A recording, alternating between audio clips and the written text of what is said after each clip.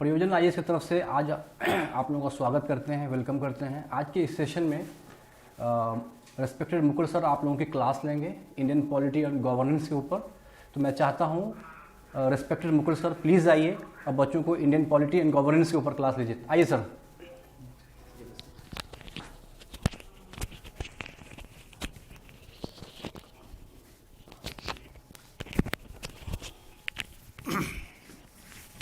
Thank you sir.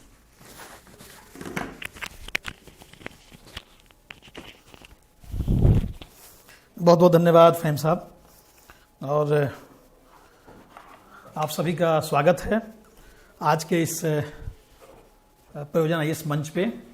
और आज हम स्पेशल चर्चा करेंगे इंडियन पॉलिटी, जो हमारा जेपीएससी, खासतौर से आज जेपीएससी सिलेबस में जो पीटी और मेंस दोनों के सिलेबस के बारे में बातें होंगी और उसके बारे में पूरा विस्तृत चर्चा होगी। लेकिन ज़्यादा फोकस करेंगे पीटी को लेकर, प्रारंभिक परीक्षा को लेकर। जो हमारा नया जो सिलेबस है उस सिलेबस में जेपीएससी पीटी को लेकर क्या प्लानिंग होगी उसके बारे में बात करेंगे, और साथ में मेंस को लेकर भी हम थोड़ी सी चर्चा करेंगे। इस बात का ध्यान रखना है कि आज जेपीएससी सिलेबस में सबसे महत्वपूर्ण जो हिस्सा है वो है इंडियन पॉलिटी। इस बात का ध्यान रहे कि भारतीय संविधान को जेपीएससी के पीटी में ही नहीं बल्कि आपको पूरा का पूरा मेंस और यहां तक कि कह सकते हैं कि समग्र तरीके से इंडियन पॉलिटी के बगैर आप जीएस आपकी तैयारी नहीं हो पाएगी। इसलिए जीएस का जो सबसे महत्वपूर्ण हिस्सा है वो है आपका इंडियन पॉलिटी, कॉन्स्टिट्यूशन, और साथ में झारखंड लोक सेवा आयोग के जो नवीनतम जो नए बदलाव आए थे खासतौर से 2016 के बाद, उसमें सिर्फ इंडियन पॉलिटी की चर्चा नहीं है बल्कि आपको उसमें पब्लिक एडमिनिस्ट्रेशन भी जोड़ा गया है, गुड गवर्नेंस की बात कही गई, डिसेंट्रलाइजेशन को लेकर बात हुई है।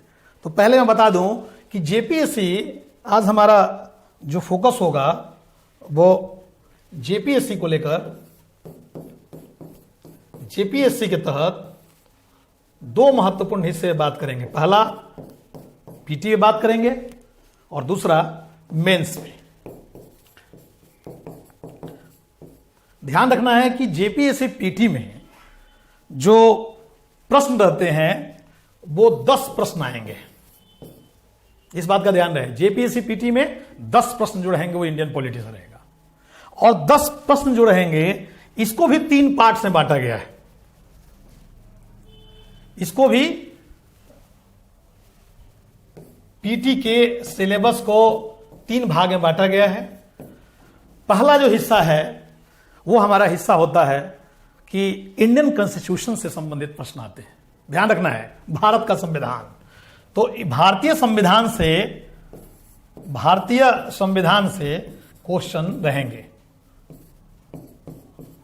भारतीय संविधान से क्वेश्चन बनते हैं, और इंडियन कॉन्स्टिट्यूशन से जो क्वेश्चन आते हैं वो 4, ध्यान रखना है, 10 प्रश्न रहेंगे जिसमें से 4 प्रश्न जो रहेंगे वो भारतीय संविधान से रहेगा।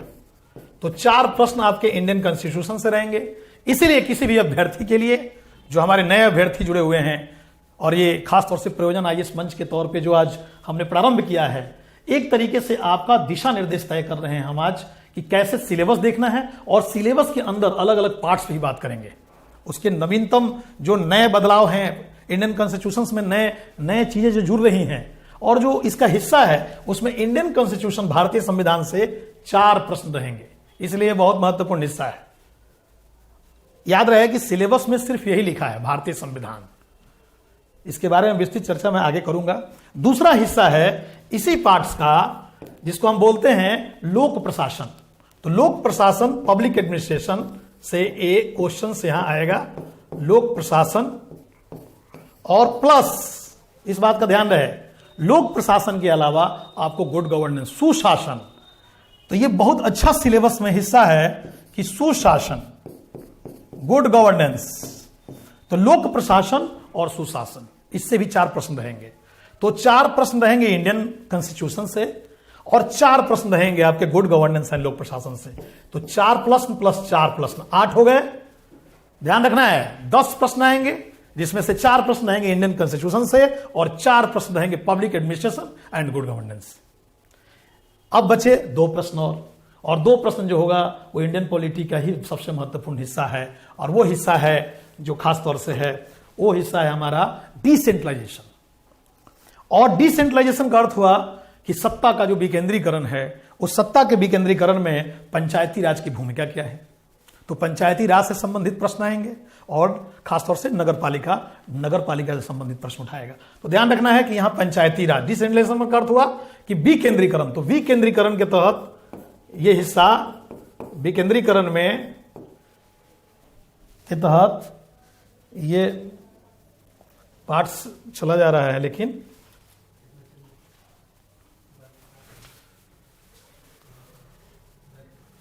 इसको अच्छा विकेंद्रीकरण शब्द, ये तीसरा हिस्सा पार्ट्स हो गया। हम बता भी देते हैं, यहां से पंचायतों के बारे में अध्ययन करेंगे, ध्यान रखना है। तो पंचायती राज के बारे में एकदम आपको तैयार रहना है, और प्लस नगरपालिका। ये जो दोनों पार्ट्स है, इससे क्वेश्चन सिर्फ 2 आएंगे। तो इंडियन पॉलिटी, भारतीय राज व्यवस्था से संबंधित जो प्रश्न बनेंगे पीटी में 10 रहेंगे। उन 10 पार्ट्स को भी देख लिया आपने कि उसके 3 पार्ट्स। पहला हिस्सा हमारा होगा इंडियन कॉन्स्टिट्यूशन से 4 प्रश्न। दूसरा हिस्सा हो गया हमारा good governance and public administration से 4 प्रश्न। तो 8 प्रश्न ही हो गए, और 2 प्रश्न जो रहेंगे वो पंचायती राज और नगरपालिका से। तो पहले इस बात को ध्यान रखना है कि भारत के संविधान की जो भागीदारी है, वो सिर्फ संविधान से ही प्रश्न नहीं रहेंगे, बल्कि इंडियन पॉलिटिकल सिनेरियोस के संबंधित आपको लोक प्रशासन की समझ होनी चाहिए, और लोक प्रशासन के साथ साथ सुशासन की समझ। और 2 प्रश्न जो बनेंगे वो आपके डिसेंट्रलाइजेशन, सत्ता का विकेंद्रीकरण, और भारत में सत्ता का विकेंद्रीकरण का आधार पंचायती राज और नगरपालिका है। यही हमारा 10 प्रश्न है। और इस बात का ध्यान रहे कि पीटी में ये 10 प्रश्न बेहद महत्वपूर्ण हो जाता है, क्योंकि जेपीएससी के सिलेबस में ये जो हिस्सा है, जब सेकेंड पेपर पढ़ेंगे झारखंड का स्पेशल, झारखंड विशेष पढ़ेंगे, तो वहां के भी जब वहां क्या पॉलिटी के बारे में अध्ययन करेंगे, तो यही हिस्सा महत्वपूर्ण हो जाएगा। तो वहां भी ये काम आएगा। लेकिन बड़ा प्रश्न ये है कि सिर्फ सिलेबस में ये शब्द लिख दिया है कि भारत का संविधान, लेकिन एक जानकारी आपको दे दूं कि ये भारत का संविधान जो लिखा है, वो सिर्फ अगर इसका विस्तृत रूप से अध्ययन करना है, तो आपको थोड़ा सा जो जेपीएससी का मेन का सिलेबस है, मेंस का सिलेबस है, उसको थोड़ा सा पढ़ लेना चाहिए। तो जब तक आप जेपीएससी मेंस का सिलेबस नहीं समझेंगे, तब तक पीटी में यह क्लियर नहीं होगा कि भारत के संविधान के किस मुद्दों को उठाना है, कैसे कैसे पॉइंट तय करना है। तो भारत के संविधान की जो चर्चा है, मेंस जो 200 नंबर का इंडियन पॉलिटी से और लोक प्रशासन से संबंधित प्रश्न आएंगे, उसमें इस बात का ध्यान रखना है कि वहां भी जो प्रश्न बनाया गया है, उसमें इस चीज का ध्यान रखा गया है कि भारत के संविधान में, भारत का जो संविधान है,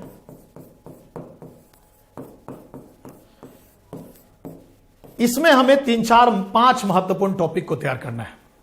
अभी तक के जो प्रश्न आए हैं, सबसे ज्यादा जो प्रश्न पूछे गए हैं जेपीएससी के पीटी में, उसमें 10 प्रश्न जो पूछे जाते हैं, उन 10 प्रश्नों में अलग अलग तरीके से हम विश्लेषण करेंगे और देखेंगे कि कहां से उठाएंगे हम संविधान में। तो संविधान की मूल बातें याद रहे कि भारत के संविधान की विशेषताएं। तो पहला पॉइंट, विशेषताओं का अध्ययन कर लीजिए। विशेषताओं से प्रश्न आते हैं। तो इंडियन कॉन्स्टिट्यूशन का पहला हिस्सा उसकी विशेषताएं। तो जो विशेषताएं हैं, विशेषताओं के बारे में अध्ययन करेंगे। क्या विशेषताएं हैं, क्या खूबियां हैं, भारत का संविधान क्यों लागू हुआ, उसके पीछे कौन कौन से कारण रहे, संविधान सभा का निर्माण के आगे क्या प्लानिंग रही, और आगे चल के कैसे भारत के संविधान लागू होता है। 26 नवंबर 1949 को उसे अंगीकृत करते हैं, अधिनियमित करते हैं, आत्मार्पित करते हैं, और फिर कैसे देश में संविधान का ढांचा तैयार होता है। तो जब भी भारत के संविधान का अध्ययन करेंगे, तो इस बात का ध्यान रहे कि मेंस के जो सिलेबस में इसकी चर्चा भी कर दी गई है विस्तृत तरीके से।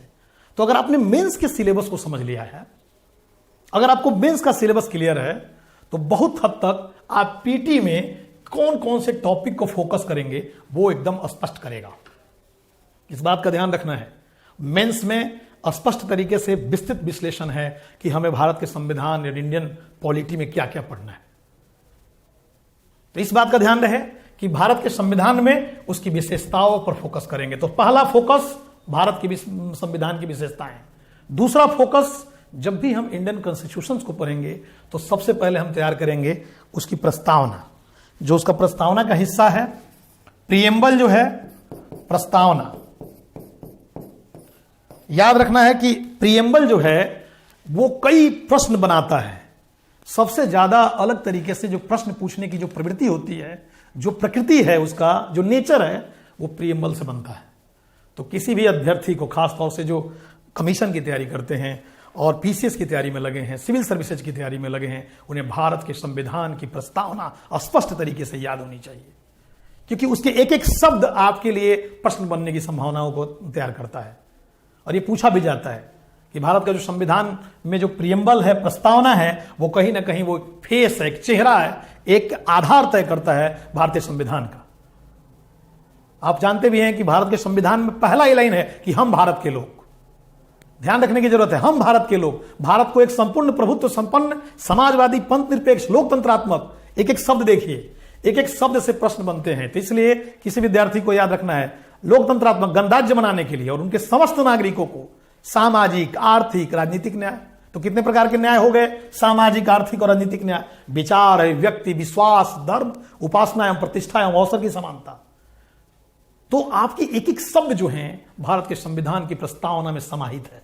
इसीलिए किसी विद्यार्थी को, अभ्यर्थी को मैं स्पष्ट रूप से कहना चाहूंगा कि मेरा जो अनुभव है, अगर आप इंडियन पॉलिटी के बारे में अध्ययन कर रहे हैं, भारत के संविधान के बारे में बात कर रहे हैं, तो आपको कम से कम मूलभूत चीजों को जानना चाहिए। 10 प्रश्न देखने में है, 4 प्रश्न आएंगे भारत के संविधान से, लेकिन उसकी महत्ता इतनी बड़ी है कि जब मेंस लिखेंगे आप, तो मेंस का पूरा सिलेबस संविधान पे, इंडियन पॉलिटी पे फोकस करेगा। इसलिए एक एक शब्दों के साथ आपको ध्यान रखना है। मैं चर्चा कर रहा हूं 4 नंबर जो भारत का संविधान है, जहां से 4 प्रश्न आएंगे। तो ध्यान रखना है कि 4 प्रश्न बनेंगे। ये 4 प्रश्न कहां से बनेंगे? तो सबसे ज्यादा उसकी विशेषताओं के बारे में ध्यान रखिए। दूसरा, प्रीएम्बल, प्रस्तावना के बारे में पढ़ लीजिए। और प्रस्तावना तो हर विद्यार्थी को याद होना चाहिए। कितने प्रकार के न्याय हैं, कितने प्रकार की स्वतंत्रताएं हैं, समानताओं की बात क्या होती है। तो जब भी किसी विद्यार्थी को, अभ्यर्थी को, लोक सेवा आयोग के विद्यार्थी को जब इंडियन पॉलिटी के बारे में समझ विकसित करनी होगी, तो इस बात का ध्यान रहे कि प्रस्तावना को जरूर तैयार करें। प्रस्तावना उसका बेस होगा। तीसरा हिस्सा जहां से ज्यादा प्रश्न बनता है, वो हिस्सा होता है आपका फंडामेंटल राइट, मौलिक अधिकार। तो जो सबसे महत्वपूर्ण कोर है भारत के संविधान में, भारतीय संविधान के अध्ययन में, मौलिक अधिकार पर बल देना है आपको। दूसरी बात है कि मौलिक अधिकार के संग संग फंडामेंटल राइट्स के साथ साथ आपको इसी के साथ साथ डीपीएसपी को ही पढ़ जाना है, directive principle of state policy, राज्य के नीति निर्देशक सिद्धांत। राज्य के नीति निर्देशक सिद्धांत का भी अध्ययन कर लें। जैसे ही राज्य के आपको मौलिक अधिकारों की समझ विकसित होगी, फिर देखेंगे कि कैसे मौलिक अधिकार की भूमिका क्या है, और फिर देखेंगे कि कैसे राज्य के नीति निर्देशक सिद्धांत की भूमिका क्या है, दोनों में अंतर क्या है, कैसे एक वाद्य योग्य है, एक अवाद्य योग्य है, कैसे एक में आम नागरिकों की शक्ति कितनी मिली हुई है और एक राज्यों को शक्ति मिली हुई है कि कौन कौन से नियम बनाए, कानून बनाए, गांधी का सपना क्या था, राम राज्य की स्थापना की प्लानिंग क्या थी, वो सभी राज्य के नीति निर्देशक सिद्धांत में मिलेंगे। समाजवादी नजरिया देखना हो, आर्थिक नजरिया देखना हो, लोक कल्याणकारी नजरिया देखना हो, गांधी के सपनों का भारत देखना हो, अंबेडकर की विचारधाराओं का आधार देखना हो, समता की बात करनी हो, तो आपको राज्य के नीति निर्देशक सिद्धांत पे बात करनी होगी। डीपीएसपी उसका सबसे महत्वपूर्ण पार्ट है। तो हमें सिर्फ 4 नंबर दिखता है, 4 प्रश्न दिखता है। और मैं पहले बता दूं कि 200 नंबर का पेपर पीटी में होता है। 200 नंबर के प्रश्न आते हैं और प्रश्नों की संख्या होती है 100। एक प्रश्न 2 नंबर का होता है, तो 20 नंबर के प्रश्न इंडियन पॉलिटी से रहेगा। 10 प्रश्न आएंगे, 10 प्रश्न पे 4 प्रश्न आपके संविधान से होंगे। और ये सिर्फ जेपीएससी की बात नहीं है, ये आपके भारत के किसी भी पीसीएस में, अगर बीपीएससी दे रहे हैं, अगर आप किसी राज्य में, खासतौर से उत्तर भारत के राज्यों में यूपीएससी का ही पेपर की तैयारी आप कर रहे हैं, तो यूपीएससी में इंडियन पॉलिटी में इंडियन कॉन्स्टिट्यूशन बेहद महत्वपूर्ण पार्ट्स है। और आपको फंडामेंटल राइट्स के साथ साथ डीपीएसपी को तैयार करना होगा। जैसे मैंने प्रीएम्बल के बारे में बता दिया था, उसकी मूल बातें क्या हैं, विशेषताएं क्या हैं, क्वालिटी क्या है, उसका बेस क्या होगा, ये पूरा का पूरा फोकस करेंगे हम मौलिक अधिकार और राज्य के नीति निर्देशक सिद्धांत से। तो ये तो एक प्रारंभिक दौर की बातें हुई जो पूरा का पूरा बेस तैयार करता है। लेकिन क्या आपको अंदाजा है कि इंडियन पॉलिटी में भारत के संविधान के अलावा भी कई चीजों की चर्चा है, लेकिन इन चर्चा में सबसे महत्वपूर्ण पार्ट्स मौलिक अधिकार और डीपीएसपी के बाद आप भाग 5 को तैयार करेंगे। भाग 5 ये पार्ट जो है, पहले ही जानते हैं कि भारत के संविधान में 22 भाग की चर्चा है। 22 भाग में भी कई अलग अलग उसमें भी पार्ट्स बने हुए हैं, लेकिन 22 भाग जो हैं उसमें भाग 5वां जो है इससे खूब प्रश्न बनता है, क्योंकि इसी भाग 5 में आपको राष्ट्रपति के बारे में अध्ययन करना है। इसी भाग 5 के तहत आपको राष्ट्रपति के अलावा सर्वोच्च न्यायालय के बारे में अध्ययन करना है। तो ये टॉपिक बहुत महत्वपूर्ण है। इसके तहत आपको राष्ट्रपति के बारे में, संसद के बारे में, यहां तक कि आपको सुप्रीम कोर्ट के बारे में जो अध्ययन करने की जो प्रणाली होगी वो भाग 5 के तहत है। और अभी इस वर्तमान दौर में ये भाग 5 से प्रश्न ज्यादा बनेंगे। तो जो 4 प्रश्न रहेंगे उस 4 प्रश्न में सबसे ज्यादा प्रश्न बनने की संभावना भाग 5 से रहेगा। क्योंकि एक चीज और मैं क्लियर कर दूं कि जो पब्लिक एडमिनिस्ट्रेशन हिस्सा जोड़ा गया है जेपीएससी के सिलेबस में, लोक प्रशासन, उस लोक प्रशासन में, उस लोक प्रशासन को, लोक प्रशासन की जब भी बात होगी,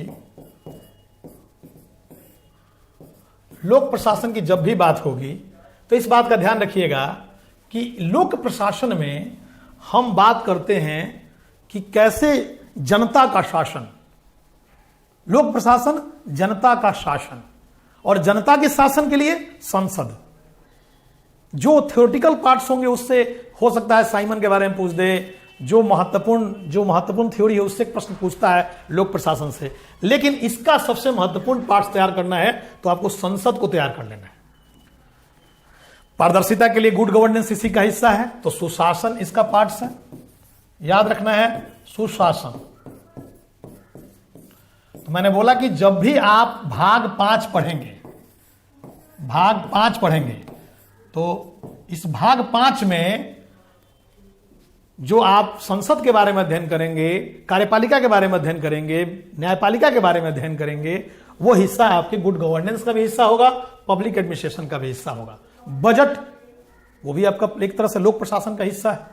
तो बजट का अध्ययन करना हो, बजट कैसे बनता है, भारत के संविधान में किस आर्टिकल में उस शब्द का क्या प्रयोग किया गया है, वार्षिक वित्तीय विवरण, बजट की जगह क्या प्रयोग हुआ है, बजट बनाने में किसकी भागीदारी है, कौन मंत्रालय तय करता है, जेपीएससी खूब प्रश्न पूछता है।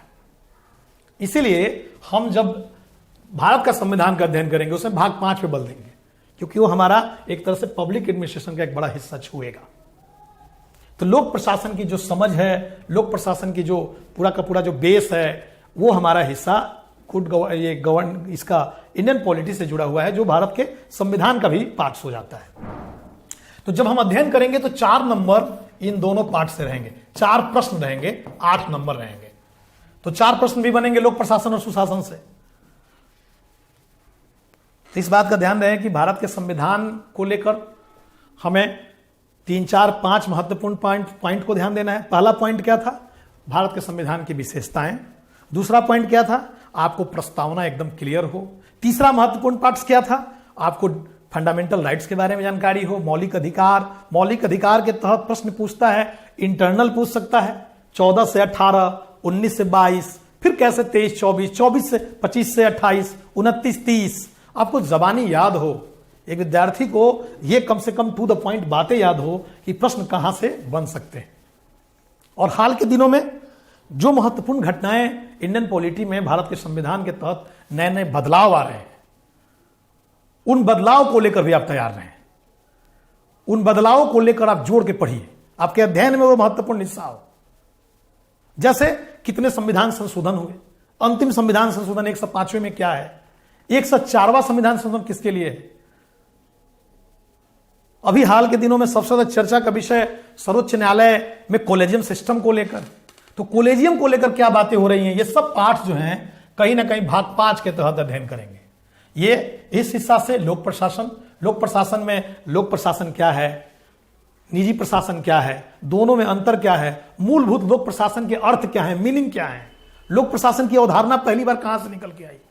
तो वो एक जो ये ध्यान रखने की बात है कि अभी तक जो प्रश्न आए हैं 2021 का अंतिम जो पेपर हुआ था उसमें एक बार तो ये भी पूछ दिया था कि अतुल कोहली की किताब के बारे में पूछा था। तो आपको ये चाहता है कि आपको सिर्फ इंडियन पॉलिटी की समझ ही ना हो बल्कि अच्छी समझ हो। अब अतुल कोहली के बारे में पूछ रहा है, किताब का नाम डेमोक्रेसी एंड डेवलपमेंट। तो आपको भारत की जो महत्वपूर्ण वो हिस्सा कि लोकतंत्र क्या है, राज्य की परिकल्पना क्या है, राज्य की वास्तविकता क्या है, ये एक आम जो नोशन है, एक धारणा है, उसकी भी समझ आपकी विकसित होनी चाहिए। इसीलिए अच्छा सिलेबस में 10 नंबर बहुत महत्वपूर्ण पार्ट हो जाता है, 10 क्वेश्चन महत्वपूर्ण हो जाता है। यही 10 प्रश्न में 4 प्रश्न जो महत्वपूर्ण हो जाता है, 4 प्रश्न आपका ये पब्लिक एडमिनिस्ट्रेशन का महत्वपूर्ण हो जाता है। इसी में जो गुड गवर्नेंस का हिस्सा है, सुशासन का हिस्सा है, वो लोक प्रशासन के जिसे कहा जा सकता है कि अगला कदम है। लोक प्रशासन में ध्यान रखना है कि लोक प्रशासन का विस्तार जो हुआ, आगे चल के जो शासन में आम जनता की भागीदारी हुई, शासन में आम लोगों का जो लोगों की शक्तियों का विस्तार हुआ, वो आगे चल के गुड गवर्नेंस में बदल गया, सुशासन में बदल गया। और सुशासन बदलने का पीछे कारण क्या है, और यह ध्यान रखने की जरूरत है कि सुशासन की अवधारणा वर्ल्ड बैंक ने 90 के दशक में दिया था। उसके 2 रिपोर्ट आए थे जिसमें पहली बार गुड गवर्नेंस की बात हुई थी। सुशासन की अवधारणा महत्वपूर्ण है। आप जानते भी होंगे कि कई राज्यों में सुशासन बाबू, जैसे बिहार के मुख्यमंत्री नीतीश कुमार को पहले प्रारंभिक दौर में कहा गया कि सुशासन बाबू है।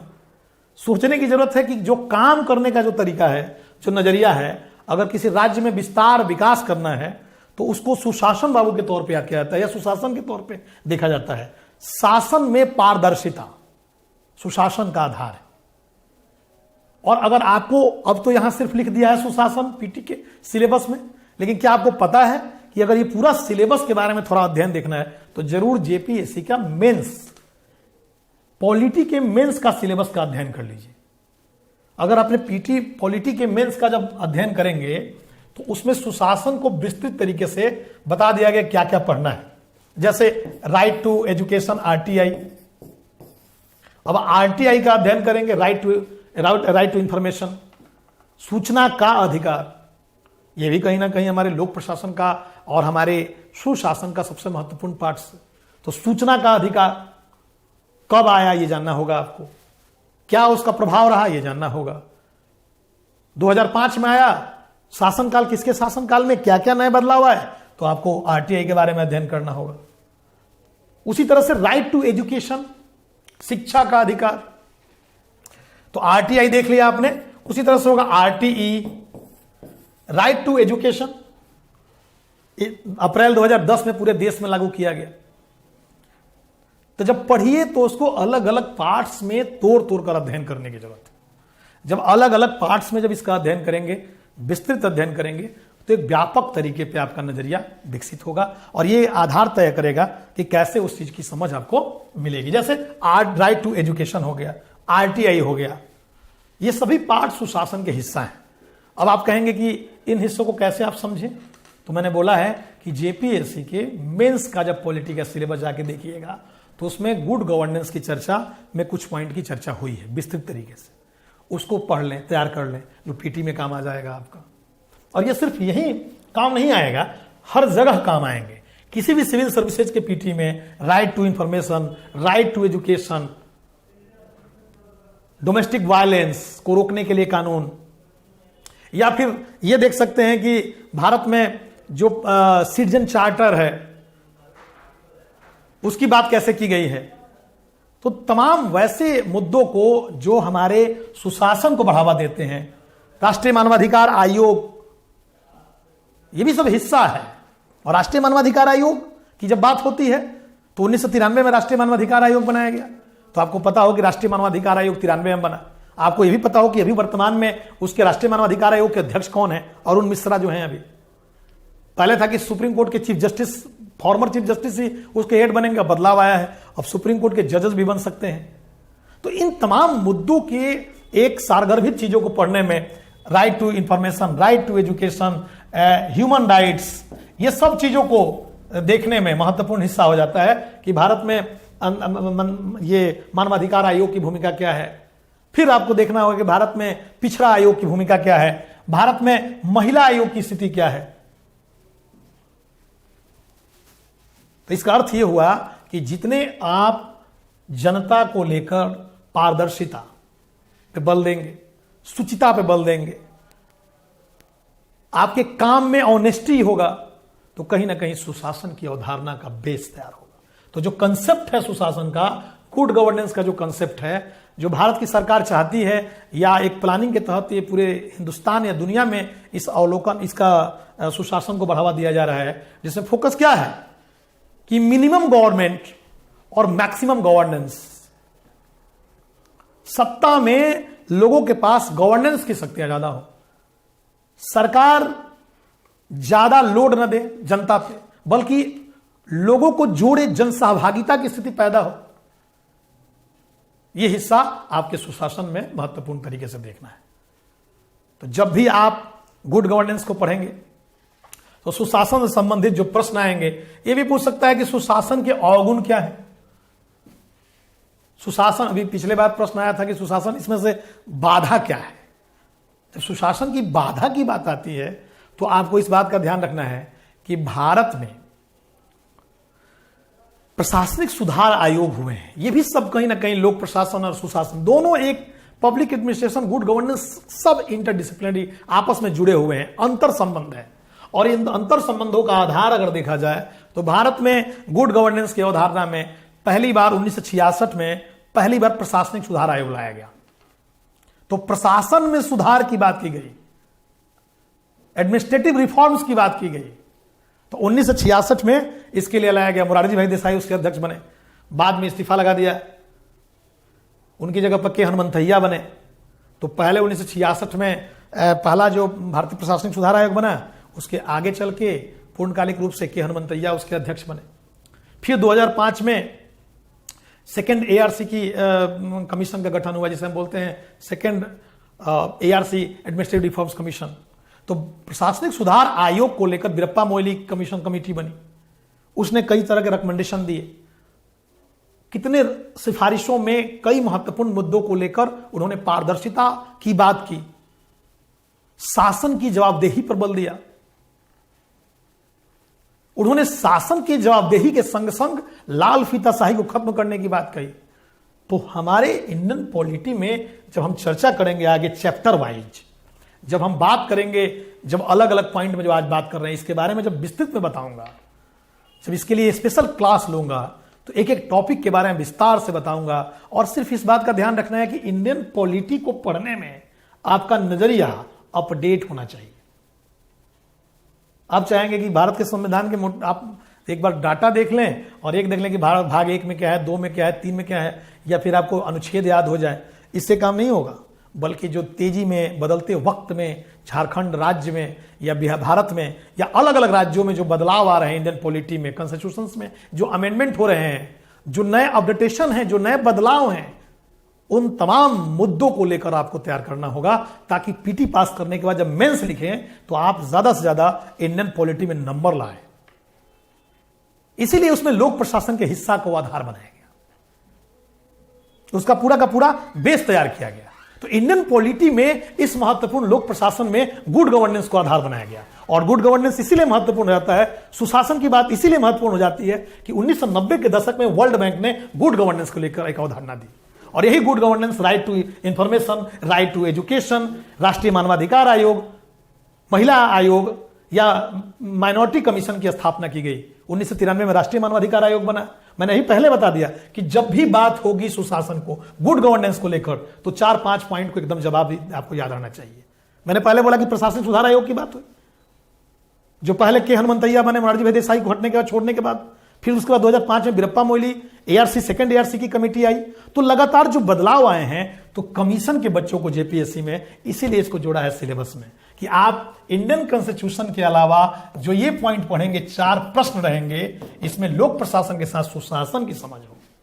और सुशासन का पूरा बेस क्या कहता है कि आपको राष्ट्रीय मानवाधिकार आयोग के बारे में हो, राष्ट्रीय पिछड़ा वर्ग के बारे में, अभी वर्तमान में अरुण मिश्रा इसके अध्यक्ष है तो ये जानकारी हो, आपको यही पता हो कि महिला आयोग की अध्यक्षा कौन है, रेखा शर्मा, तो ये भी जानकारी हो। प्रश्न कहां से पूछता है कि सुशासन की बाधा कहां है, मैंने बोला कि बाधाओं की चर्चा वीरप्पा मोइली की कमेटी में हुई है। तो जो नवीनतम बदलाव आ रहे हैं, जैसे महत्वपूर्ण है मैंने ये 2 पॉइंट के अलावा एक और पॉइंट को आपको जानना चाहिए कि खास तौर से देश में उपभोक्ताओं के लिए क्या प्लानिंग है, उनके लिए कंज्यूमर प्रोटेक्शन एक्ट कब आया।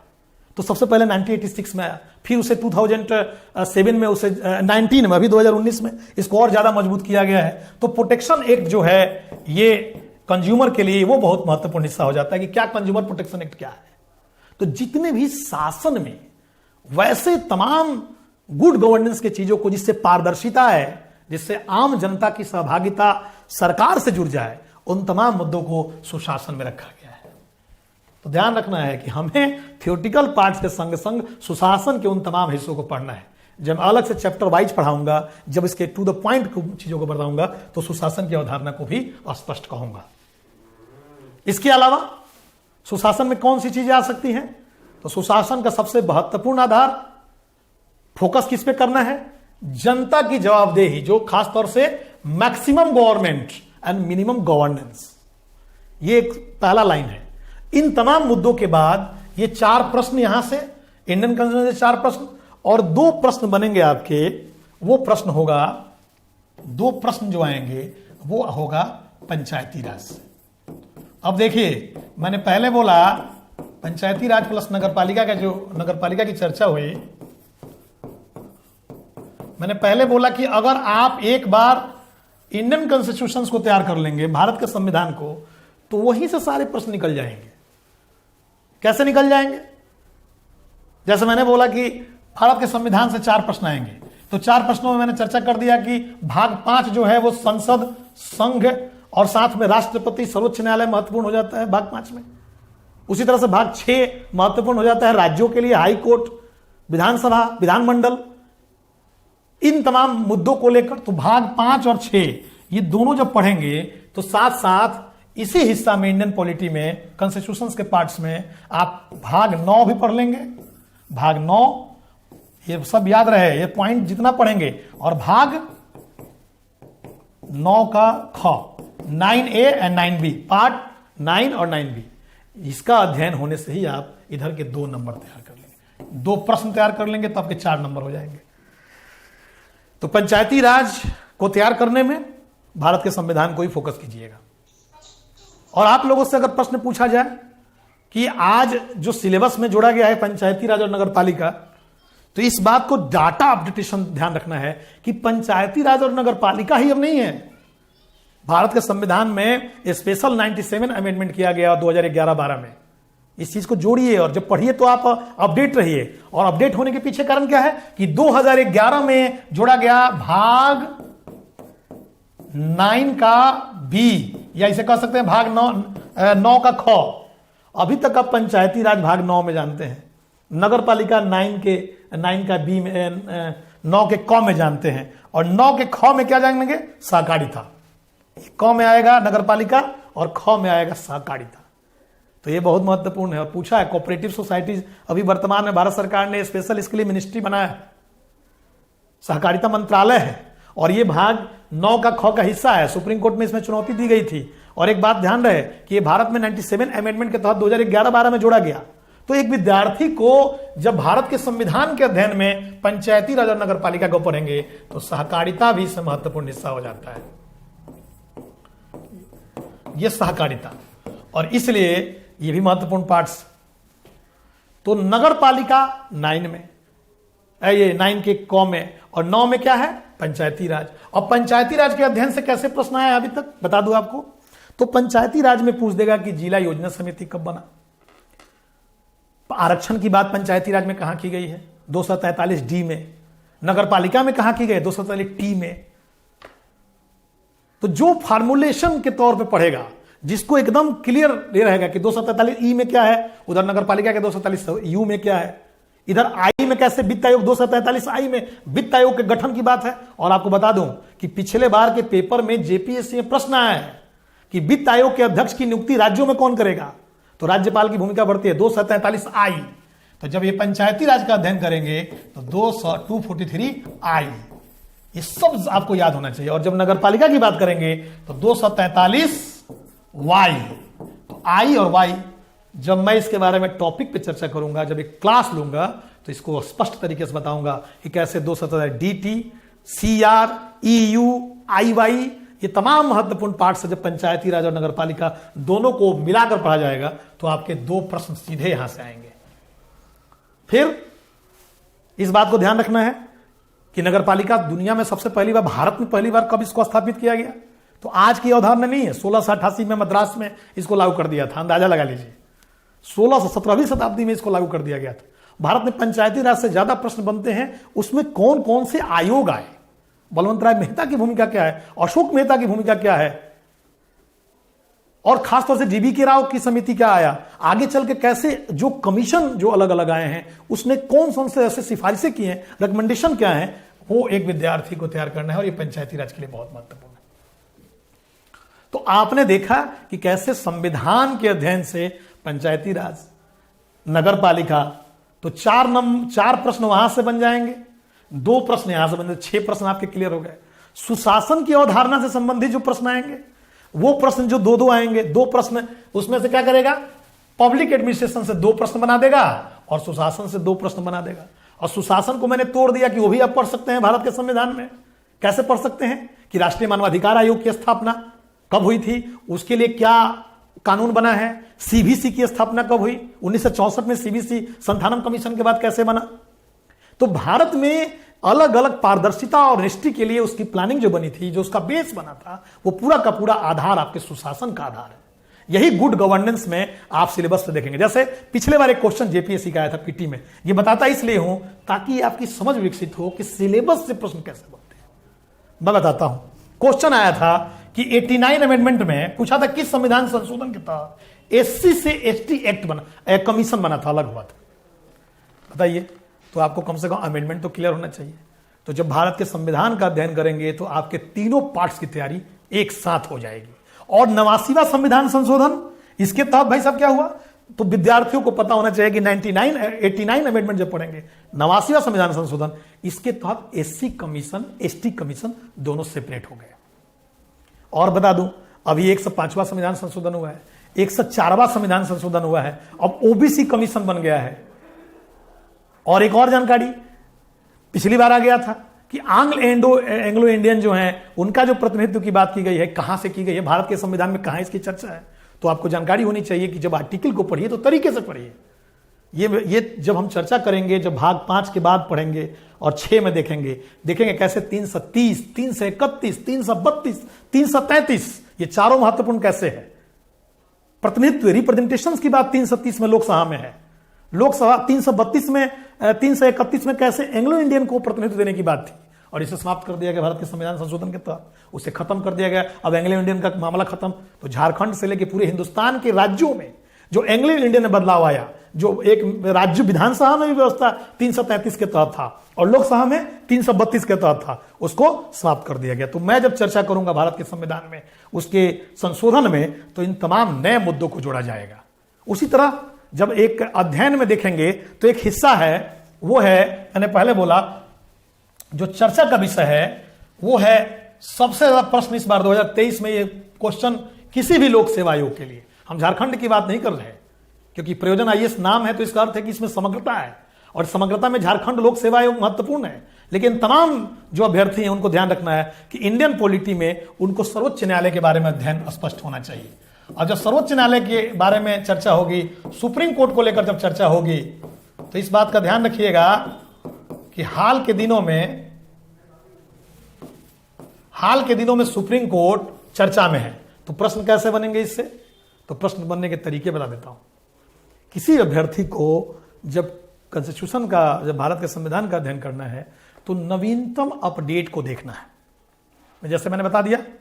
अब नवीनतम अपडेट कैसे पढ़ेंगे आप, सुप्रीम कोर्ट के बारे में चर्चा इसलिए ज्यादा महत्वपूर्ण है क्योंकि हाल के दिनों में दिसंबर 2022, जनवरी 2023 और उसके पहले से ही लगातार सुप्रीम कोर्ट और भारत की कार्यपालिका शक्ति है, अर्थात भारत की जो सरकार है, आपस में दोनों के बीच में एक कंट्राडिक्शन की स्थिति पैदा हुई है, एक क्लैश चल रहा है। और उसमें कौन सी बातें निकल के आ रही है, वो है कोलेजियम सिस्टम। अब जब आप अध्ययन करेंगे इंडियन पॉलिटी में तो पूछेगा कि कोलेजियम सिस्टम की अवधारणा सबसे पहले बार कब आई थी, अपने आप में एक क्वेश्चन है।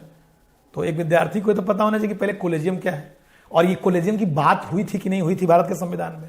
तो इस बात का ध्यान रखना है कि भारत के संविधान में कॉलेजियम शब्द कहीं नहीं है, लेकिन प्रश्न है कि कॉलेजियम लाया क्यों। तो सर्वोच्च न्यायालय के तहत इस बात की व्यवस्था है। पहले आप जानते हैं कि सुप्रीम कोर्ट के 124 में सर्वोच्च न्यायालय की बात की गई है। 124 का 2, 124 का 2, ध्यान रहे 124 का दो पॉइंट है। ये आर्टिकल पूछा जाएगा इस बार पीटी में, क्योंकि ये बहुत महत्वपूर्ण है। और इसलिए महत्वपूर्ण है कि कॉलेजियम की प्रणाली और जो बातें हुई 102 आर्टिकल 124 का जो उसका क्लॉज है वो 2 में, इसकी 2 में चर्चा है। क्या चर्चा है? उसमें कहा गया कि राष्ट्रपति परामर्श लेंगे और न्यायालयों में जजों की नियुक्ति होगी। तो इस बात का ध्यान रखें, कहीं इस बात की चर्चा नहीं थी कि जज की नियुक्ति की प्रक्रिया क्या होगी। तो 3-4 केसेज आपके जबान पे हो और एक बार में इसको समझ जाएंगे। और मैं बताता हूं आपको फार्मूला। तो सुप्रीम कोर्ट में जजों की नियुक्ति या उच्च न्यायालयों में जजों की नियुक्ति की जो शक्तियां हैं वो सर्वोच्च न्यायालय में के 124 के 2 जो भाग 5 में सर्वोच्च न्यायालय की चर्चा 124 में है, 2 में नियुक्ति की मामला की गई है, जिसमें कहा गया है कि परामर्श लेके राष्ट्रपति परामर्श लेंगे सर्वोच्च न्यायालय से, उसके बाद नियुक्त करेंगे जजों को। लेकिन इस परामर्श को 1981 की उसको कहते हैं 3 महत्वपूर्ण केसेज हैं जो बहुत विद्यार्थियों के लिए जरूरी है। पहला है 1981 का जजेज केस, फर्स्ट जजेज केस। दूसरा है 1993 का सेकंड जजेज केस और तीसरा है 1998 का थर्ड जजेज केस। और तीनों इसलिए महत्वपूर्ण है कि पीसीएस में पीटी में प्रश्न इसलिए पूछा जाएगा कि कॉलेजियम सिस्टम की बात पहली बार कब आई। तो सुप्रीम कोर्ट ने 1993 के सेकंड जजेज केस में यह व्यवस्था कर दिया कि हमारी राय जो होगी वो सिर्फ परामर्श नहीं होगी, बल्कि वो परामर्श न होकर एक तरह से आपके लिए वो एक तरह से क्या कर सकते हैं, राष्ट्रपति को हम सिर्फ परामर्श नहीं देंगे बल्कि वो परामर्श अनिवार्य होगा। तो जब एक अभ्यर्थी, एक बात बता दूं, पिछले प्रश्न 2021 के जो बने हैं उसमें ऐसे ऐसे इंडियन पॉलिटी के प्रश्न आए हैं कॉन्स्टिट्यूशन से जो देखकर मैं भी दंग रहा कि नए अभ्यर्थियों के लिए अगर वो सोचते हैं कि मैं सिर्फ संविधान को रट के जाके परीक्षा दे दूंगा तो नहीं होगा, क्योंकि वो तो क्वेश्चन अतुल कोहली से पूछ रहा है। वो तो देखा कि जिला विस्तार विकास समिति के बारे में पूछा हुआ है, पंचायती राज के 4 पॉइंट मिलाने के लिए दिया था जिसमें महानगर समिति की स्थापना की बात हुई है। क्वेश्चन इतना महीन पूछ रहा है कि विद्यार्थी को यह पता हो। एक और क्वेश्चन उसी तरह से आया था फंडामेंटल राइट्स 22 का 2 क्या है, 22 का दूसरा पॉइंट क्या है। तो इस बात को देखते हुए आपको तैयार रहना है कि नवीनतम बदलाव में इंडियन कॉन्स्टिट्यूशन में क्या क्या नया चीज जुड़ रहा है। तो 124 के 2 के तहत 1993 में पहली बार सुप्रीम कोर्ट ने सेकंड जजेज केस में पहली बार यह आदेश मैंने इस बात को कहा कि राष्ट्रपति हमारे सिफारिश को अनिवार्य तरीके से मानेंगे। ठीक है, तो इस बात को 1993 में, तो कॉलेजियम की बात कब आई पहली बार, सेकंड जजेज केस 1993। लेकिन उसमें नियम क्या बना दिया गया कि सुप्रीम कोर्ट के जो जज होंगे वो महत्वपूर्ण होंगे। और कॉलेजियम कैसे बनेगा, तो भारत के सर्वोच्च न्यायालय के न्यायाधीश होंगे, भारत के सर्वोच्च न्यायालय के चीफ जस्टिस होंगे और उनके साथ सीनियर 2 जज होंगे, वो भी सर्वोच्च न्यायालय के। तो कितने जज हो गए 1993 में, एक चीफ जस्टिस सीजेआई और उसके साथ 2 सीनियर जज होंगे, 2। अब इस 2 जज 3 लोगों का पैनल बनेगा और यही 3 लोग बनाएंगे कि भारत में जज कौन होगा।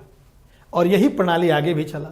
लेकिन के.आर. नारायण आगे चल के 1998 में राष्ट्रपति ने सलाह लिया, पूछा, तो फिर थर्ड जजेस का केस आया 1998 में और कहा कि ऐसा तो नहीं लगता कि कहीं सुप्रीम कोर्ट खुद तय करने लगा है कि कौन जज बनेगा, ये तो राष्ट्रपति की शक्ति को कमजोर किया जा रहा है। तो 1998 में सुप्रीम कोर्ट ने थोड़ा सा और सुधार कर दिया। उसने कहा कि 1998 में सिर्फ इतना कहा कि कॉलेजियम सिस्टम रहेगा, जजों की नियुक्ति में चीफ जस्टिस ऑफ इंडिया की भागीदारी होगी, लेकिन अब 2 जज राय नहीं देंगे बल्कि अब 4 जज, सीनियर 4 जज प्लस 1 चीफ जस्टिस, 5 जजों का एक टीम बनेगा जिसमें चीफ जस्टिस ऑफ इंडिया होगा, भारत के मुख्य न्यायाधीश सुप्रीम कोर्ट के होंगे और उनके साथ सीनियर 4 जज होंगे। यही 5 लोगों की कमेटी कॉलेजियम सिस्टम को तय करेगा। लेकिन क्वालिटी क्या कर दिया, ये तो 2 जोड़ दिया जजों को, लेकिन उसमें व्यवस्था क्या कर दिया कहा कि 5 जज तो रहेंगे, लेकिन जजों में बहुमत का फैसला महत्वपूर्ण होगा। याद रखिए, खुद सुप्रीम कोर्ट तय करता है, इसलिए इसको थर्ड जजेस कमेटी कहा जाता है। थर्ड जजेस कमेटी का जजेस केस कहा जाता है। ये थर्ड जजेस केस 1998 में सुप्रीम कोर्ट ने कहा कि 5 लोग बनेंगे, लेकिन उसमें बहुमत होगा। लेकिन देखो फिर सुप्रीम कोर्ट ने क्या कमाल किया, बोला कि अगर 5 में 4 जज सीनियर अगर एक साथ मिलकर कॉलेजियम में किसी जज की नियुक्ति पर रोक लगा देते हैं, और अगर लगा देते हैं तो बहुमत तो 4 लोगों का हो गया। लेकिन अगर वीटो सुप्रीम कोर्ट का चीफ जस्टिस कर देता है तो खत्म हो जाएगा। घुमा फिरा कर वही हुआ जो 1993 में कॉलेजियम सिस्टम था, अर्थात सुप्रीम कोर्ट के चीफ जस्टिस की ही बहुमती भागीदारी होगी, क्योंकि अगर वीटो लगा दिया तो चारों जज फेल हो गए। अब क्या करना है सुप्रीम कोर्ट के चीफ जस्टिस को, सिर्फ 2 जजों को उधर से लेना है, 2 ले लेंगे, खुद एक हो जाएंगे, 3 हो जाएगा, तो इन्हीं की बात क्लियर होगी। ये तमाम मुद्दे इसलिए मैं बता रहा हूं ताकि आपको सर्वोच्च न्यायालय को जब पढ़ेंगे तो इसका ध्यान रहे कि सुप्रीम कोर्ट के अध्ययन में कॉलेजियम सिस्टम में 124 का 2 इसका महत्वपूर्ण पार्ट्स है, जहां से प्रश्न बनने की संभावना है। इसी 1998 के केसेस को देखते हुए जब नई सरकार 2014 में मोदी की सरकार आई तो सबसे पहले उसने कहा कि कॉलेजियम सिस्टम को हम खत्म करेंगे, और कॉलेजियम सिस्टम को खत्म करने के लिए 2014 में उसने एक 99 अमेंडमेंट एक्ट लाया। 99वां संविधान संशोधन के तहत यह व्यवस्था किया गया कि सर्वोच्च न्यायालय में कॉलेजियम सिस्टम से अब जज नियुक्त नहीं होंगे, बल्कि उसके लिए पूरा व्यवस्था बदल जाएगी। तो आपको पूछ दिया जाएगा प्रश्न, क्योंकि संविधान संशोधन खूब प्रश्न आते हैं कि भारत में एनजेएसी कब आया था, राष्ट्रीय न्यायिक नियुक्ति आयोग कब बना, तो 99 अमेंडमेंट के तहत बना। एक बात और जानकारी दूं, भारत के संविधान में संशोधन की 3 जो रूप हैं, उसमें सबसे कठिन जो रूप है वो है कि पहले वो संसद के दोनों, राज्यसभा और लोकसभा दोनों से वो विशेष बहुमत से पास होगा, और फिर भारत के आधे राज्यों से अधिक विधानसभाओं से पास होगा। और ध्यान रहे कि एनजेएसी 2014 में जब मोदी सरकार 99 अमेंडमेंट किया तो तीसरे फार्मूला को अपनाया था, क्योंकि सुप्रीम कोर्ट में बदलाव करना था, 124 का 2 में बदलाव करना था। और आपको बता दूं कि सुप्रीम कोर्ट ने क्या किया कि एनजेएसी जो नेशनल जुडिशरी जो अपॉइंटमेंट कमेटी बनी थी उसको खत्म कर दिया और कहा कि ये नहीं चलेगा। इसलिए महत्वपूर्ण हो जाता है कि 2014-15 में फिर से यही 1993 का कॉलेजियम सिस्टम लागू हो गया। तो सर्वोच्च न्यायालय का 124 का 2 अभी भी परामर्श जो है वो अनिवार्य है राष्ट्रपति के लिए। और इसलिए चर्चा में है कि दिसंबर के महीने में 2022 में सुप्रीम कोर्ट ने कहा कि जो हमारे कॉलेजियम का लिस्ट हमने भेजा है उसे क्यों नहीं क्लियर किया जा रहा है, और किरण रिजिजू ने कहा कि अगर आपको ज्यादा बेचैनी है तो आप खुद करें। ऐसी स्थिति में सर्वोच्च न्यायालय में उपराष्ट्रपति जो राज्यसभा के सभापति होते हैं उन्होंने खुद कहा कि समय आ गया है कि फिर से एनजेएसी बनाया जाए। तो एक विद्यार्थी को इन तमाम अपडेटेशन की जानकारी होनी चाहिए, अद्यतन जानकारी होनी चाहिए कि बदलते वक्त में क्या क्या नया बदलाव आ रहा है।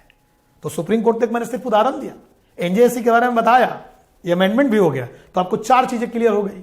भारत के संविधान के भाग 5 में न्यायपालिका की चर्चा है, 124 में सर्वोच्च न्यायालय की चर्चा है, 124(2) में नियुक्ति की बात की गई है, लेकिन नियुक्ति क्लियर नहीं है। उसमें कहा गया कि राष्ट्रपति की सलाह से, उस सलाह को अनिवार्य 1993 में कॉलेजियम सिस्टम में सुप्रीम कोर्ट ने खुद बना दिया। तो जजेस केसेस को जानिए। इसी प्रकार से जो नए बदलाव आ रहे हैं उन तमाम गतिविधियों पर भी ध्यान रहे।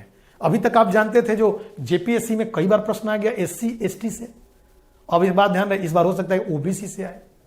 ओबीसी कमीशन नया बना है, उसकी शक्तियों के लिए 105वां संविधान संशोधन किया गया कि अब राज्यों को भी शक्तियां दी जाएंगी, कैसे ओबीसी कमीशन में कैसे शक्तियों का विस्तार दे। तो हमें Indian constitution, public administration, good governance, Panchayati Raj, Nagar Palika के तमाम मुद्दों के विस्तृत अध्ययन में जब हम अलग अलग पार्ट्स में इसका होल स्टडीज करेंगे तब इन मुद्दों की भी चर्चा करेंगे। ये तो खाली झलक है, और आपको जानना होगा कि हमारे इस चर्चा में हमारा फोकस होगा कि विद्यार्थियों को सिर्फ हम ट्रेडिशनल चीजों से न जोड़ें, बल्कि बदलते नवीनतम घटनाओं के जो इसेंस हैं, जो महत्वपूर्ण उसके पार्ट्स हैं, उन तमाम मुद्दों से जोड़ा जाए, ताकि विद्यार्थी जैसे पीटी पास करें। जो सिलेबस मैंने बोला कि अगर जेपीएससी पीटी का पूरा सिलेबस समझना है तो जेपीएससी मेंस के पॉलिटी का सिलेबस समझिए। तो एक चीज तो क्लियर हो गई कि इन तमाम मुद्दों से एक बात तो स्पष्ट हो गया कि आपको पढ़ना क्या है। 10 प्रश्न रहेंगे 20 नंबर के, और 10 प्रश्न का जो बेस रहेगा वो पूरा बेस आपका Indian constitution, public administration, good governance, Panchayati Raj, Nagar Palika, सत्ता के विकेंद्रीकरण के अलग अलग पार्ट्स, उसमें जो नवीनतम बदलाव है उसका ध्यान रखना है, और जितने अमेंडमेंट हो रहे हैं उसका ध्यान रखना है, शक्तियों के विस्तार जो हो रहे हैं उसकी चर्चा पर ध्यान रखना है। और हाल के दिनों में जैसे दिल्ली में चर्चा का विषय है कि उपराज्यपाल की शक्तियां, तो भारत के संविधान संशोधन में ही पूछा जा सकता है। झारखंड में जो विधानसभा के पीछे विधानसभा में अलग अलग शक्तियों का विस्तार हो रहा है, उसके लिए अलग अलग वहां जो कानून बन रहे हैं, कैसे सुप्रीम कोर्ट ने रोक लगा दिया, नियोजन की नीति क्या है, ये तमाम झारखंड लोक सेवा आयोग के हिस्सा में इस बात का ध्यान रहे कि ये सब प्रश्न बनेंगे किसके लिए, ये सारे प्रश्न बनेंगे जेपीएससी में, क्योंकि ये सब इंडियन पॉलिटी में कॉन्स्टिट्यूशन के पार्ट्स। इसी पार्ट से मैं देख रहा था क्वेश्चन पिछले साल का कि पूछा है कि संघ लोक सेवा आयोग यूपीएससी के बारे में क्वेश्चन आया है। संघ लोक सेवा आयोग यूपीएससी के बारे में इससे संबंधित प्रश्न पूछा है कि कौन अनुशंसा करता है यूपीएससी को राज्य स्तर पे, या राज्य के लिए जो आयोग है उसके लिए कौन सा अनुशंसा, राज्यपाल, फिर राष्ट्रपति, तमाम वैसी एजेंसियां। इस बात का ध्यान रहे कि भारत के संविधान में कुछ संवैधानिक आयोग है, कुछ सांविधिक आयोग है। तो भारत के संविधान में संवैधानिक आयोग कौन है, जो संविधान में जिसकी चर्चा की गई है।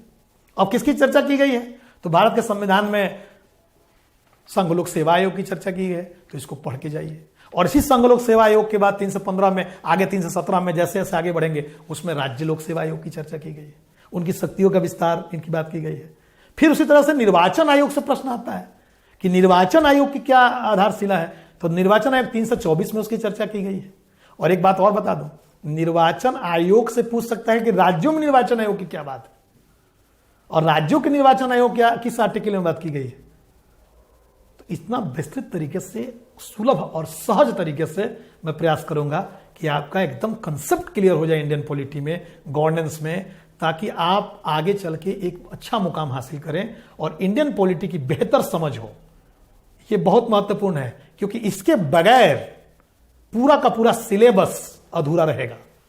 यह इतना ज्यादा अद्यतन हो चुका है, अपडेट हो चुका है, जो आज सबसे महत्वपूर्ण हिस्सा हो गया है पीटीके में, जीएस का हिस्सा में।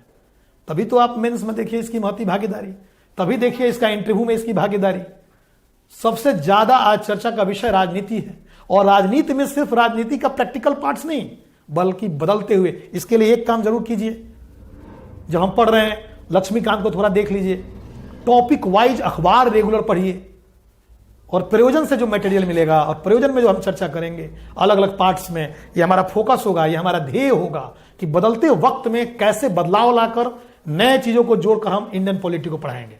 जो अभी तक मैं देख रहा हूं कई तरह की चीजों पे, अलग अलग प्लेटफॉर्म पे, तो मेरा प्रयास होगा कि इस प्लेटफॉर्म पे आपको नवीनतम तरीके से पुराने चीजों को जोड़कर जो हमारे लिए बेसिक होगा, हमारा जो बेस है, वो कैसे मजबूत बनाया जाए। तो आपको क्या करना है, एजेंसी को तैयार कर लेना है। एक चीज और बता देता हूं, वो हिस्सा है संघ राज्य संबंध। खूब प्रश्न आता है संघ राज्य संबंध से, पीटी में खूब प्रश्न आए हैं कि कौन पैसा लेता है, वसूलता है और राज्यों को बांट देता है। 280 के तहत वित्त आयोग की चर्चा है। वित्त आयोग में कितने मेंबर होते हैं, खूब प्रश्न आते हैं।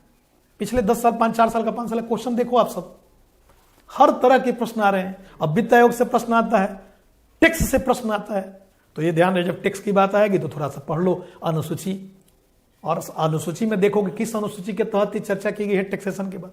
7वीं अनुसूची में किसकी बात की गई है, 8वीं अनुसूची में भाषा की कैसे बात की गई है, लास्ट अनुसूचित में जो शेड्यूल भाषा है उसमें कौन कौन सी भाषा बोली जाती है झारखंड में, शेड्यूल्ड लैंग्वेज कौन से है, जैसे संथाली। अब पूछ दिया कि संथाली भारत के संविधान के किस अमेंडमेंट एक्ट के तहत जुड़ा है, तो आपको यह पता होना चाहिए, जब संविधान संशोधन का अध्ययन करेंगे तो आपको यह पता होना चाहिए कि 92 अमेंडमेंट के तहत 2002-3 में स्पेशल एमबीडीएस लाया गया, मैथिली, बोडो, डोगरी, संथाली। तो जब मैथिली, बोडो, डोगरी, संथाली लाया गया, उसमें संथाली जुड़ा हुआ है। जो चीजें आपके राज्य से जुड़ा है उसको अपने तरीके से पढ़ने का कलेवर विकसित कीजिए। विधानसभा की शक्तियां, विधान परिषद है नहीं झारखंड में, तो विधानसभा की शक्तियां क्या है, कैसे वहां सभापति की शक्तियां क्या हैं, राज्यपाल की शक्तियों के विस्तार और उसकी कमियां क्या हैं, किस आर्टिकल में राज्यपाल की चर्चा है, तो 153 में राज्यपाल है। और भारत के संविधान में 395 अनुच्छेद में सबसे छोटा अनुच्छेद कोई है तो है आर्टिकल 52। ये भी बहुत जानकारी होनी चाहिए कि 52 सबसे छोटा संविधान ये आर्टिकल है। आप लोग सर्च कर लेना, देखना कि ये छोटा में सबसे छोटा में से एक है। कैसे? इसमें सिर्फ क्या है, भारत में राष्ट्रपति होंगे, तो राष्ट्रपति की चर्चा 52 में है। 153 में राज्यपाल की चर्चा है। तो जो चीजें फैक्ट्स हैं आपके कंसेप्ट से क्लियर होना चाहिए ताकि आपको रोकना मुश्किल हो। तो इन तमाम मुद्दों को देखते हुए एजेंसियों की चर्चा, संवैधानिक परिदृश्य की चर्चा, बदलते दौर में जो विधायिका, कार्यपालिका और न्यायपालिका में जो बदलाव आ रहे हैं उसके बारे में अध्ययन। और मैंने पहले बोला, अपने पूरे इस चर्चा में मैंने पहले बोला कि अगर जब भी पढ़ना शुरू करें इंडियन पॉलिटी तो आपको प्रीएम्बल याद होना चाहिए। अगर आपको प्रीएम्बल याद रहेगा तो कम से कम 2 प्रश्न तो आपके सीधे प्रीएम्बल से बन जाएंगे।